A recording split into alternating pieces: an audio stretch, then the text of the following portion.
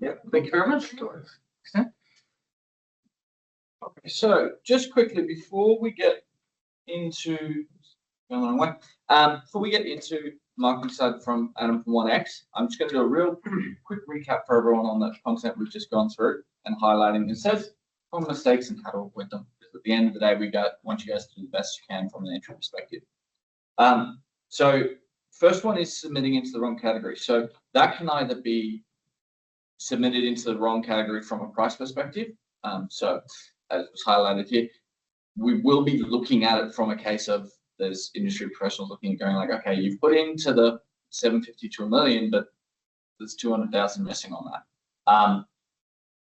In some instances, the judging committee will advise us to reallocate to a different category if it is that egregious, but also likewise, it can put you at a disadvantage or potentially look down from the judging perspective of people going, well, you put in the wrong one because you're trying to get a foot up. So it is very much a case of making sure you're in the right category from a pricing perspective, but also cross-checking the descriptions of the categories.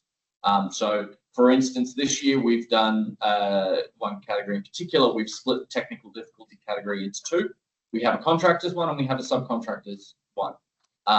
Because that way we know contractors one, we're looking at the big whole picture, looking at everything. Subcontractors is looking at one specific element. So if you want to enter into the technical difficulty, have a look and see, are we doing the entire project or are we doing one specific element? So make sure you're actually going past just the big header at the top that says this is the name of the category, read the description, have an understanding of what it is. So that's submitting into the wrong category. Missing key documentation or images, as we've covered, is storytelling is really important with the photos, but also from the documentation standpoint. If the entry says provide a floor plan, master floor plan of the building, make sure it is one that encompasses the whole building. We've had submissions in the past where it's a house has been submitted and we've only got half the house on the plan because the document was meant to be a 2 or 3 page document, but they've only submitted the first page.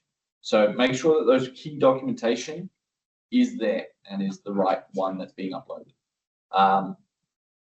Storytelling is, as we said, very important because that's our first impressions. It's how we market it. It's how the judges get that first view of it before they get on site. Within that, though, make sure it is clear responses to the criteria. So in each of the question sets, there is a minimum word count and a maximum word count. There is a description of what they're looking for. You can also see the judging sheets online. So alongside the entry guides that are on the event website, there will be a link to the actual judging criteria that the judges will get. You can go and find your category and go, okay, I know exactly how many points are being applied to workmanship. I know what's being applied to sustainability, and you can understand the scaling essentially, so that you know where you've got to put the information and what needs to be there from a concise perspective. Because as I say, it's our first touch point to read through things. If it is lots of waffle, the judges have got to go through 100 odd entries. They're going to get tired pretty quickly of reading the same filler cap. So make sure it is clear and concise, but it still tells a good story of what's actually happened. What's the interesting thing? What's the thing that makes you stand out? What's the achievements? Now, as I said, we've got the exceeding file sizes or word limits. That's mainly, as I said, back towards things like photos, videos, stuff like that. That's more of a technological limitation for the awards platform than our side. But again, when you get photos from a photographer, just make sure that you haven't been given these massive files that are going to take forever to upload.